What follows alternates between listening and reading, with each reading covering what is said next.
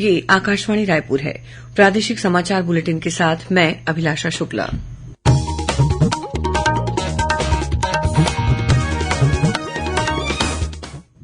और अब पेश है आज के मुख्य समाचार।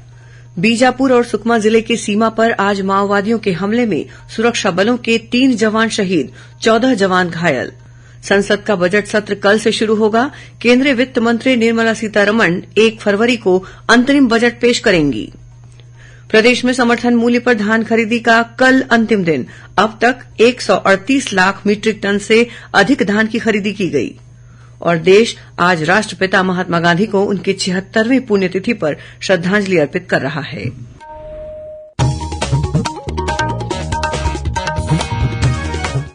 अब समाचार विस्तार से।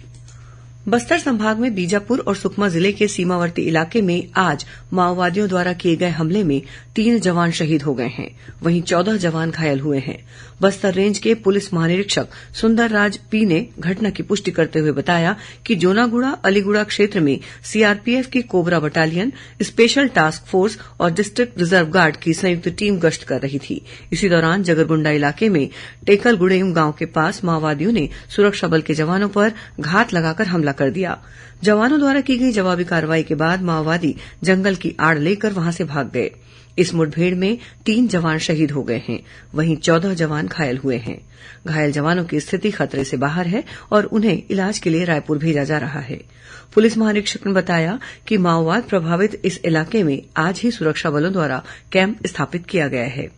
वर्ष 2021 में भी इसी इलाके में माओवादियों द्वारा किए गए हमले में 23 जवान मारे गए थे। संसद का बजट सत्र कल से शुरू होगा, जो 9 फरवरी तक चलेगा। राष्ट्रपति द्रौपदी मुर्मू के अभिभाषण के साथ सत्र की शुरुआत होगी।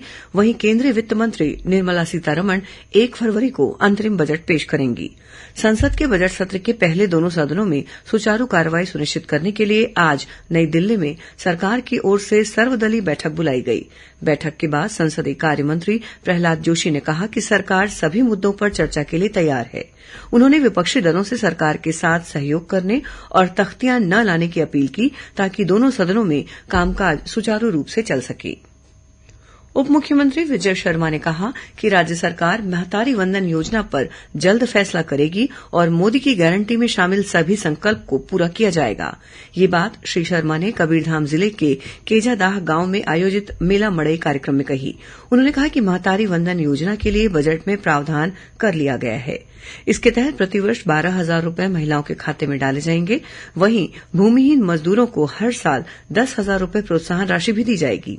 इस अवसर पर श्री शर्मा ने बड़ौदा कला में सामुदायिक भवन और मंच के लिए 15 लाख रूपये, सिंगारपुर और सोनपुर गांव में सीसी सड़क के लिए 9 लाख रूपये देने की घोषणा की।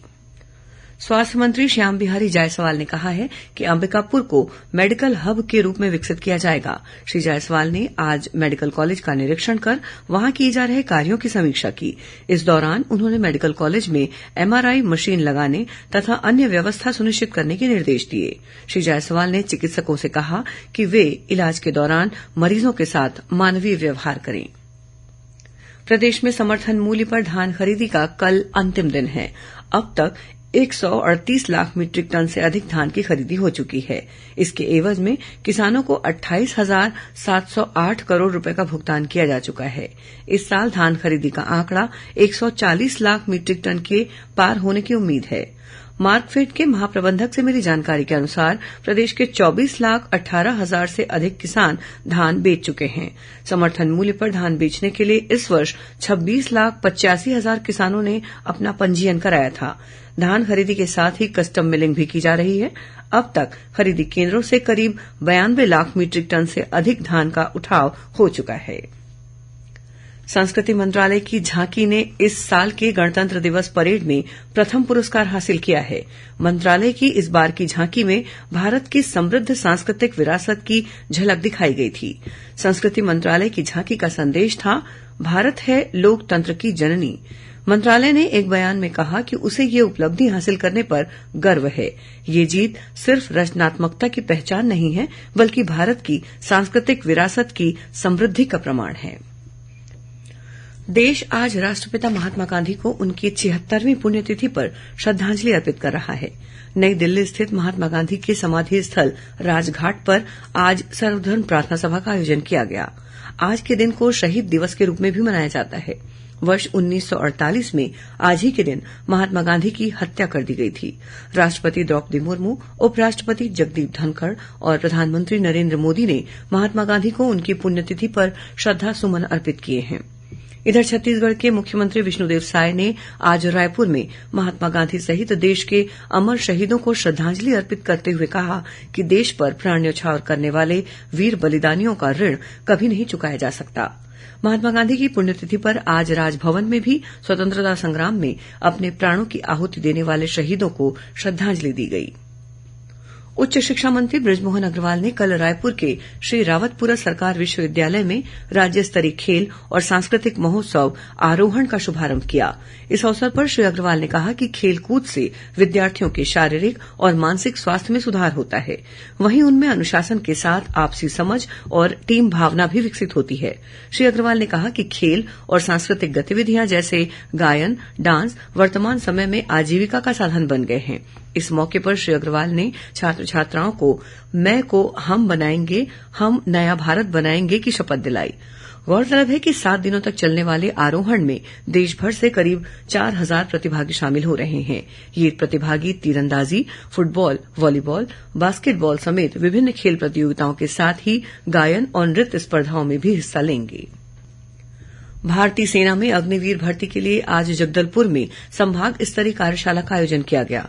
कार्यशाला को संबोधित करते हुए कर्नल बीएस धामी ने कहा कि कठिन परिस्थितियों में सेना के जवान देश के लिए अपना बलिदान देते हैं।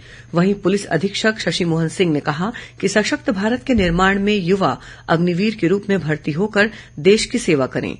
कार्यशाला में वायु और थल सेना की भर्ती गतिविधियों तथा सेना द्वारा दी जाने वाली सुविधाओं के बारे में जानकारी दी गई। गौरतलब है कि अग्निवीर भर्ती के लिए ऑनलाइन आवेदन की प्रक्रिया बीते 17 जनवरी से शुरू हो गई है, जो 6 फरवरी तक चलेगी। आकाशवाणी का समाचार सेवा प्रभाग रायपुर सहित अपनी विभिन्न क्षेत्रीय समाचार इकाइयों में पूर्णकालिक अनुबंध के आधार पर संपादकीय, कार्यकारी और समाचार वाचक सह अनुवादक के रूप में नियुक्त होने के लिए अनुभवी उम्मीदवारों से आवेदन आमंत्रित करता है। विवरण newsonair.gov.in वैकेंसीज पर उपलब्ध है। आवेदन जमा करने की अंतिम तिथि 8 फरवरी है। अनुबंध की अवधि 2 वर्ष होगी। आवेदक की आयु आवेदन जमा करने की अंतिम तिथि तक 58 वर्ष से अधिक नहीं होनी चाहिए। आवेदक के पास पत्रकारिता में स्नातकोत्तर उपाधि अथवा स्नातकोत्तर डिप्लोमा के साथ ही किसी समाचार संगठन में 3 वर्ष कार्य करने का अनुभव होना अनिवार्य है। उद्योग मंत्री लखनलाल देवांगन ने कोरबा जिले के खरमोरा में नवनिर्मित विद्युत उपकेन्द्र का लोकार्पण किया। इस मौके पर उन्होंने कहा कि खरमोरा में सब स्टेशन के शुरू हो जाने से कई वार्डों की बिजली की समस्या खत्म हो जाएगी और 5000 उपभोक्ताओं को इसका लाभ मिलेगा। इससे दादरखुर्द, खरमोरा सहित अन्य वार्डों में निर्बाध रूप से बिजली की आपूर्ति होने लगेगी और लोगों को लो वोल्टेज की समस्या से भी छुटकारा मिलेगा। इस अवसर पर श्री देवांगन ने वितरण विभाग के अधिकारियों से कहा कि वे शिविर लगाकर उपभोक्ताओं की बिजली संबंधी समस्याओं का निराकरण करें। और अब पेश है मौसम का हाल। प्रदेश में कल से दक्षिण से नमीयुक्त गर्म हवाओं के आने का सिलसिला शुरू होगा। इस वजह से 1-2 स्थानों पर हल्की वर्षा होने की संभावना है। मौसम विभाग के अनुसार एक पश्चिमी विक्षोभ द्रोणिका के रूप में उत्तर की ओर स्थित है। इसके असर से बंगाल की खाड़ी से नमीयुक्त गर्म हवा आने के कारण प्रदेश के अधिकतम तापमान में वृद्धि होगी। वहीं 1-2 स्थानों पर हल्की बारिश होने की संभावना है। अब कुछ खबरें संक्षेप में। मुख्यमंत्री विष्णुदेव साय की अध्यक्षता में कल मंत्रालय में राज्य मंत्रिपरिषद की बैठक आयोजित की जाएगी। भारतीय जनता पार्टी के रायपुर लोकसभा केंद्रीय कार्यालय का उद्घाटन आज मुख्यमंत्री विष्णुदेव साय ने किया। इस अवसर पर सांसद सुनील सोनी, उच्च शिक्षा मंत्री बृजमोहन अग्रवाल सहित पार्टी पदाधिकारी और कार्यकर्ता उपस्थित थे। राज्य के शासकीय औद्योगिक प्रशिक्षण संस्थाओं में छात्रावास अधीक्षक, अधीक्षिका के पदों पर तीसरे चरण के दस्तावेज का सत्यापन 1 फरवरी को रायपुर के सड्ढू स्थित औद्योगिक प्रशिक्षण संस्थान में किया जाएगा। राजधानी रायपुर में कल 31 जनवरी को दिव्यांगजनों के लिए रोजगार मेले का आयोजन किया जाएगा। भारतीय जनता युवा मोर्चा द्वारा कल से रायपुर में 5 दिवसीय नमो कप क्रिकेट प्रतियोगिता आयोजित की जाएगी। प्रतियोगिता के पोस्टर का विमोचन आज संस्कृति मंत्री बृजमोहन अग्रवाल ने किया। और राजधानी रायपुर के गुढ़ियारी थाना क्षेत्र में पुलिस ने गांजा तस्करी के मामले में एक आरोपी को गिरफ्तार कर उसके पास से करीब 9 किलोग्राम गांजा बरामद किया है। जब्त गांजे की कीमत लगभग 93,000 रूपये बताई गई है। अंत में मुख्य समाचार एक बार फिर। बीजापुर और सुकमा जिले की सीमा पर आज माओवादियों के हमले में सुरक्षा बलों के 3 जवान शहीद, 14 जवान घायल। संसद का बजट सत्र कल से शुरू होगा।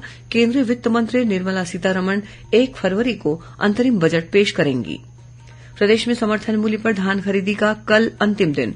अब तक 138 लाख मीट्रिक टन से अधिक धान की खरीदी की गई। और देश आज राष्ट्रपिता महात्मा गांधी को उनकी 76वीं पुण्यतिथि पर श्रद्धांजलि अर्पित कर रहा है। इसी के साथ प्रादेशिक समाचार बुलेटिन समाप्त हुआ। नमस्कार।